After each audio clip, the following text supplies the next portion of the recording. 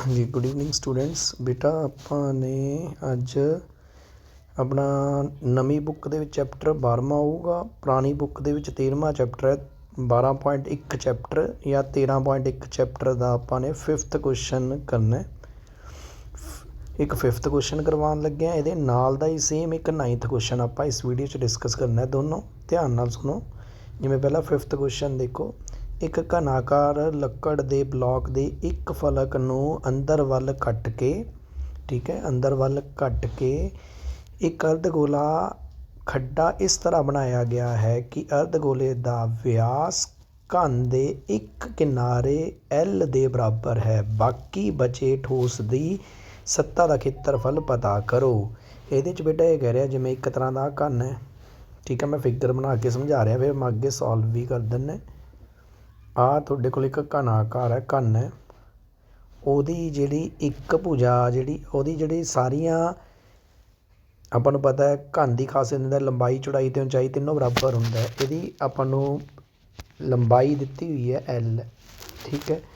ਹੁਣ ਇਹਦੇ ਅੰਦਰ ਕੀ ਕੀਤਾ ਆਪਾਂ ਨੇ, ਇੱਕ ਅਰਧ ਚੱਕਰ ਇਹਦੇ ਅੰਦਰ ਆਪਣੇ ਗੋਲਾ ਅਰਧ ਗੋਲਾ ਇਹਦੇ ਅੰਦਰੋਂ ਕੱਢਿਆ ਵਿੱਚੋਂ ਉੱਪਰੋਂ, ਐਵੇਂ ਉੱਪਰੋਂ ਪੂਰਾ ਐਗਜ਼ੈਕਟ ਇਹਦੇ ਅੰਦਰੋਂ ਐਵੇਂ ਅਰਧ ਗੋਲਾ ਆਪਾਂ ਨੇ ਵਿੱਚੋਂ ਕੱਢਿਆ, ਅਤੇ ਇਹਦਾ ਅਰਧ ਗੋਲੇ ਦਾ ਵਿਆਸ ਵੀ L ਹੀ ਹੈ।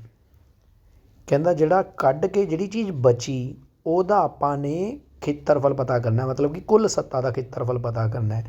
ਹੁਣ ਦੇਖੋ ਇਹਨੂੰ ਕਰਨ ਦਾ ਤਾਂ ਇਹੋ ਤਰੀਕਾ ਹੈ। ਪਹਿਲਾਂ ਤਾਂ ਆਪਾਂ ਘਨ ਦੀ ਕੁੱਲ ਸਤ੍ਹਾ ਦਾ ਖੇਤਰਫਲ ਕੱਢ ਲਾਂਗੇ। ਯਾਦ ਹੈ ਘਨ ਦੀ ਕੁੱਲ ਸਤ੍ਹਾ ਦਾ ਖੇਤਰਫਲ ਹੁੰਦਾ 6 ਇੰਟੂ ਸਾਈਡ ਦਾ, ਜਿਹੜੀ ਉਹਦਾ ਸਾਈਡ ਹੈ ਜਾਂ ਭੁਜਾ ਦਾ ਦੀ ਵਰਗ, ਇਹਦੀ ਭੁਜਾ ਹੈਗੀ ਹੈ ਅਤੇ L 6 ਇੰਟੂ L ਦਾ ਵਰਗ ਆ, ਤਾਂ ਇਹਦੀ ਕੁੱਲ ਸਤ੍ਹਾ ਦਾ ਖੇਤਰਫਲ ਆ ਗਿਆ। ਹੁਣ ਇਹਦੇ 'ਚ ਦੇਖੋ ਆਪਾਂ ਨੇ ਵਿੱਚੋਂ ਆਪਾਂ ਨੇ ਕੀ ਅਲੱਗ ਕੀਤਾ ਹੈ, ਦੇਖੋ ਧਿਆਨ ਨਾਲ। ਇਹਦੇ 'ਚ ਆਪਾਂ ਨੇ ਖੱਡਾ ਪੱਟਿਆ ਨਾ ਉਹਦਾ ਅਰਧ ਗੋਲੇ ਦਾ, ਤਾਂ ਅਰਧ ਗੋਲੇ ਦਾ ਇੱਥੇ ਆਊਗੀ ਕਰਵਡ ਟੇਢੀ ਸਤ੍ਹਾ ਦਾ ਖੇਤਰਫਲ। ਹੁਣ ਅਰਧ ਗੋਲੇ ਦੀ ਟੇਢੀ ਸਤ੍ਹਾ ਦਾ ਖੇਤਰਫਲ ਉਹ ਵੀ ਇਹਦੇ 'ਚ ਐਡ ਹੋਊਗਾ। ਅਰਧ ਗੋਲੇ ਦੀ ਟੇਢੀ ਸਤ੍ਹਾ ਦਾ ਖੇਤਰਫਲ ਹੁੰਦਾ ਹੈ 2π ਰੇਡੀਅਸ ਦੀ ਘਾਤ 2, ਇਹੀ ਹੁੰਦਾ 2πr/2, ਠੀਕ ਹੈ। ਇਹ ਆਪਾਂ ਨੇ ਲਿਖਤਾ ਕਿ ਇੱਕ ਤਾਂ ਪਹਿਲਾਂ ਕੁੱਲ ਸਤ੍ਹਾ ਦਾ ਖੇਤਰਫਲ ਘਨ ਦਾ, ਅਤੇ ਜਮ੍ਹਾਂ ਟੇਢੀ ਸਤ੍ਹਾ ਦਾ ਖੇਤਰਫਲ ਹੋ ਗਿਆ ਅਰਧ ਗੋਲੇ ਦਾ। ਪਰ ਇਹਦੇ 'ਚ ਦੇਖੋ, ਜੇ ਧਿਆਨ ਨਾਲ ਦੇਖੋ ਫਿਗਰ ਦੇ ਵਿੱਚ ਮੈਂ ਦਿਖਾਉਣ ਲੱਗਿਆ, ਜਿਹੜੀ ਉੱਪਰਲੀ ਚੀਜ਼ ਹੈ ਜਦੋਂ ਅਰਧ ਗੋਲਾ ਕੱਢਿਆ ਉੱਪਰਲੀ ਚੀਜ਼ ਤਾਂ ਖਾਲੀ ਹੈ, ਜਿਹੜਾ ਮੈਂ ਰੈੱਡ ਨਾਲ ਡਿਨੋਟ ਕਰਦਾ ਮੈਂ ਉੱਪਰਲੀ ਚੀਜ਼ ਤਾਂ ਖਾਲੀ ਹੈ, ਤਾਂ ਇਹਦੇ 'ਚ ਮੈਨੂੰ ਘਟਾਉਣਾ ਪੈਣਾ, ਠੀਕ ਹੈ।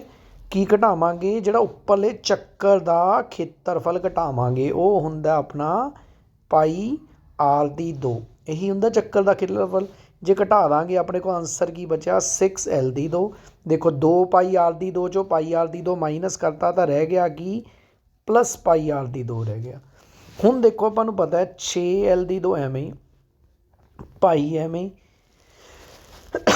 ਸੌਰੀ L ਕੀ ਹੈ ਬੇਟਾ, ਰੇਡੀਅਸ ਦੇਖੋ ਕਿਆ ਹੈ, ਆਪਾਂ ਨੂੰ ਪਤਾ ਚੱਕਰ ਦਾ ਵਿਆਸ ਤਾਂ L ਹੈ, ਤਾਂ ਅਰਧ ਵਿਆਸ ਕਿੰਨਾ ਹੁੰਦਾ ਆਪਾਂ ਨੂੰ ਪਤਾ, R ਕੀ ਹੁੰਦਾ ਹੈ, ਉਹ ਵਿਆਸ ਦਾ ਅੱਧ ਹੁੰਦਾ ਹੈ, ਤਾਂ R ਕੀ ਹੋਊਗਾ L/2 ਹੋਊਗਾ।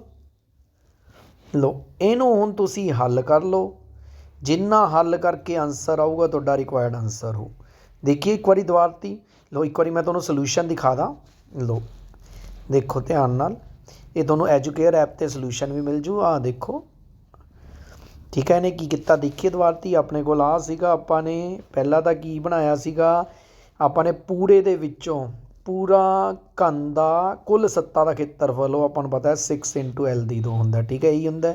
ਇਹਦੇ ਵਿੱਚੋਂ ਆਪਾਂ ਕੁੱਲ ਸਤ੍ਹਾ ਦੇ ਖੇਤਰਫਲ ਦੇ ਵਿੱਚੋਂ ਕੀ ਚੀਜ਼ ਘਟਾਤੀ ਬੇਟਾ, ਇਹਦੇ 'ਚ ਪਹਿਲਾਂ ਜੋੜਨਾ ਕੀ ਹੈ, ਅਰਧ ਗੋਲੇ ਦੀ ਟੇਢੀ ਸਤ੍ਹਾ ਦਾ ਖੇਤਰਫਲ, ਉਹ ਹੁੰਦਾ 2πr/2। ਰੇਡੀਅਸ ਕਿੰਨਾ ਹੈ, ਅਰਧ ਵਿਆਸ ਕਿੰਨਾ, L ਦਾ ਅੱਧ ਹੈ, L/2। ਅਤੇ ਇਹਦੇ 'ਚੋਂ ਆਪਾਂ ਨੇ ਕਿਉਂਕਿ ਉੱਪਰ ਜਿਹੜਾ ਚੱਕਰ ਬਣਿਆ ਹੋਇਆ ਉਹ ਮਾਈਨਸ ਕਰਨਾ, ਚੱਕਰ ਦਾ ਕੀ ਹੁੰਦਾ πr/2, ਆ ਮਾਈਨਸ ਕਰਤਾ। ਦੇਖੋ ਇਹਨੂੰ ਮਾਈਨਸ ਕਰਕੇ ਕੀ ਬਚਿਆ, ਆ ਤੁਹਾਨੂੰ ਪਿੱਛੇ ਕਰਾਤਾ 2πr/2 ਚੋਂ ਜੇ πr/2 ਮਾਈਨਸ ਕਰਾਂਗੇ ਬਣ ਜੂਗਾ 6L/2 ਪਲੱਸ π ਰੇਡੀਅਸ ਦੀ 2। ਰੇਡੀਅਸ ਕਿੰਨਾ ਆਪਾਂ ਨੇ ਬੇਟਾ ਹੁਣੇ ਕੱਢਿਆ L/2, ਆਹੀ ਕੱਢਿਆ। ਲਓ ਹੁਣ ਇਹਦੀ ਆਪਾਂ ਥੋੜ੍ਹੀ ਕੈਲਕੂਲੇਸ਼ਨ ਕਰ ਲਈਏ।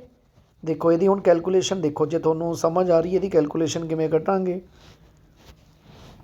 ਦੇਖੋ ਆਹ ਤਾਂ 6L/2 ਐਵੇਂ ਹੀ ਲਿਖ ਲਿਆ ਮੈਂ, ਇਹ ਆਹ ਲਿਖ ਲਿਆ 6L/2 ਐਵੇਂ ਹੀ, ਪਾਈ ਐਵੇਂ ਹੀ ਇਹ ਬਣ ਜੂਗਾ L ਦੀ 2 ਦਾ ਸਕੇਅਰ ਕਿੰਨਾ ਹੁੰਦਾ 4 ਹੁੰਦਾ।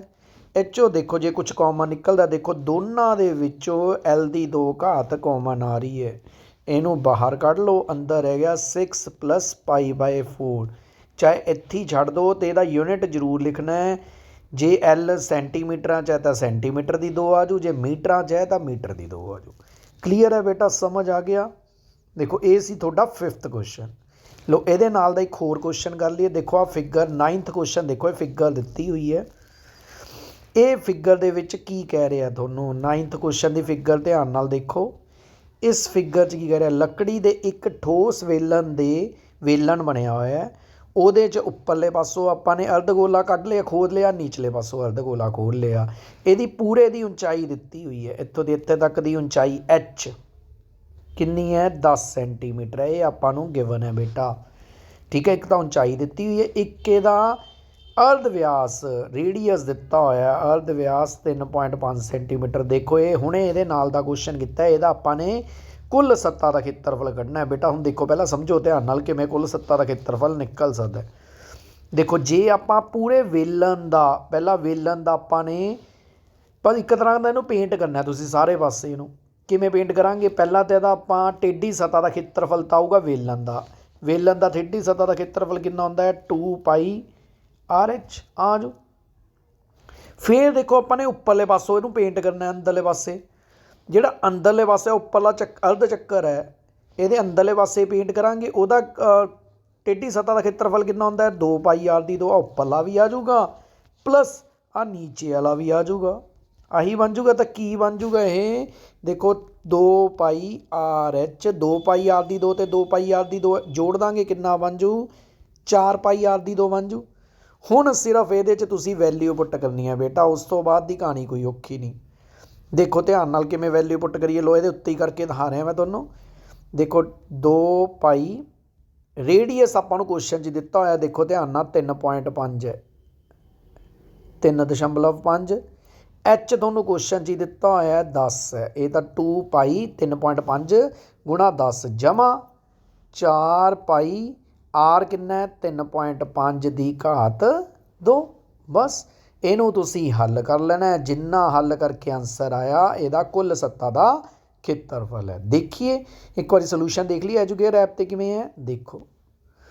ਦੇਖੋ ਆਹ ਕੱਢਿਆ, ਦੇਖੋ ਇਹਨੇ ਪਹਿਲਾਂ ਤਾਂ ਵੇਲਣ ਦਾ ਕੁੱਲ ਸੱਤਾ ਦਾ ਖੇਤਰਫਲ ਕੱਢ ਲਿਆ ਬੇਟਾ। ਦੇਖੋ ਟੇਢੀ ਸੱਤਾ ਦਾ ਖੇਤਰਫਲ ਕੱਢ ਲਿਆ 2πRH, R ਦੀ ਮੁੱਲ ਪੁੱਟ ਕਰਤਾ, H ਦਾ, ਪਾਈ ਦੀ ਵੈਲਿਊ 22/7 ਕਰਕੇ ਆ ਤਾਂ ਆ ਗਿਆ ਵੇਲਣ ਦਾ।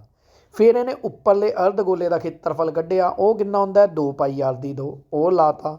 ਹੁਣ ਜਿਹਾ ਜਾਂ ਤਾਂ ਇੱਕ ਵਾਰੀ ਹੋਰ ਕੱਢ ਲਓ ਜਾਂ ਇਹ ਦੋਨੋਂ ਇੱਕੋ ਜਿਹੇ ਸੀ ਨੇ। ਆ ਦੇਖੋ ਉੱਪਰ ਨੀਚੇ ਜਿਹੜੇ ਮੈਂ ਮਾਰਕ ਕਰਦਾ ਮੈਂ, ਆ ਨੀਚੇ ਵਾਲਾ ਅਰਧ ਗੋਲਾ ਹੋ ਗਿਆ, ਉੱਪਰ ਵਾਲਾ ਅਰਧ ਗੋਲਾ। ਤਾਂ ਇੱਕ ਦਾ ਕੱਢ ਲਓ, ਇਹਨੂੰ ਦੁੱਗਣਾ ਕਰਤਾ ਹੋਣਾ। ਦੇਖੋ ਇਹਨੇ ਅੱਗੇ ਆਹ ਦੇਖੋ ਅੱਗੇ ਇਹਨੇ ਦੁੱਗਣਾ 77 ਆਇਆ ਸੀ, ਉਹਦਾ ਦੁੱਗਣਾ ਕਰਤਾ 154। ਇਹ ਹੋ ਗਿਆ ਅਰਧ ਗੋਲਿਆਂ ਦਾ। ਅਤੇ ਵੇਲਣ ਵਾਲਾ ਆਪਣਾ ਜੋੜ ਦਿਓ, 220 ਵੇਲਣ ਦਾ ਸੀ।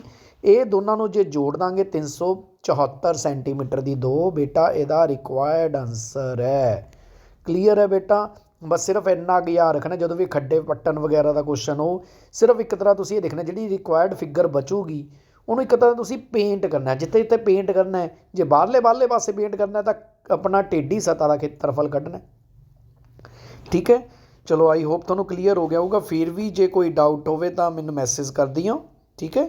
ਚਲੋ ਥੈਂਕ ਯੂ ਬੇਟਾ, ਹੈਵ ਏ ਨਾਈਸ